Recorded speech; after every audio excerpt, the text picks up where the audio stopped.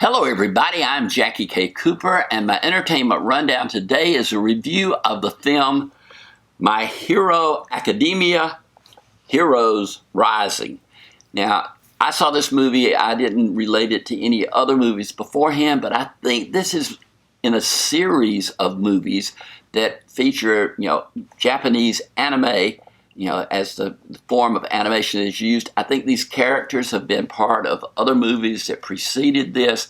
I'm coming in after the series has already gotten started, but it didn't bother me because I picked up on the story pretty soon that there are these young kids who have special powers, and they're developing into superheroes, and they're at a high school on an island off the coast of Japan, and mostly it's them, doing good deeds, and the adults have been tied up on the mainland to take care of the really serious problems there.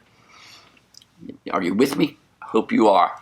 But these kids spend their time, finding lost pets, finding lost children, getting groceries from the store, for the elderly.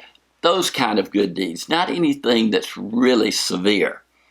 But then, one day, a villain comes to the island, and he has the ability to absorb the powers or quirks or whatever they're called that these people have, and he can draw that power out and absorb it into his own being, and that makes him stronger, and it makes the younger teens who are heroes, makes them weaker. And there are two main teams who are working together against this villain, plus another whole group of supporting people. But they're the two main ones, and the story is really simple. It's good versus evil. The young teens are all basically 100% good, with some minor flaws, and the villains are 100% bad. And there's this conflict of these titans, and that makes up the war. And they've sent word that the young guys sent out word they need help, but the people can't arrive from the mainland, until too late from this battle between good and evil. It's all done in anime, and I don't know how familiar you are with anime, but it's a form of animation. It's very simple. These aren't elaborate animation cells. These are simple drawings, but the simplicity is part of the attraction of the art.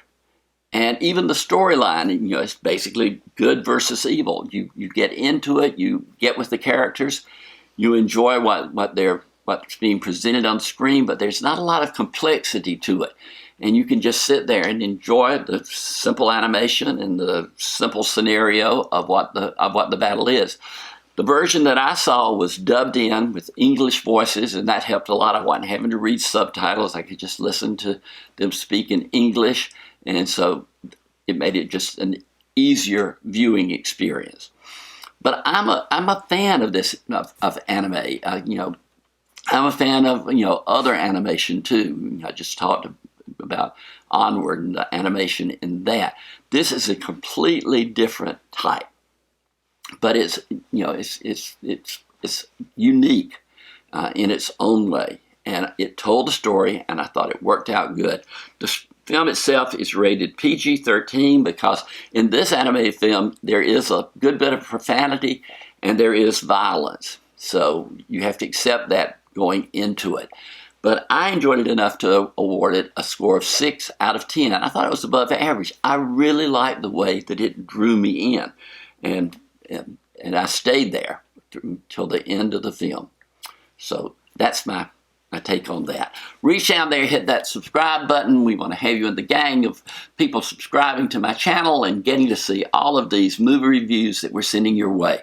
But for today, this has been JackieKCooper's Entertainment Rundown with a review of My Hero Academia, Heroes Rising.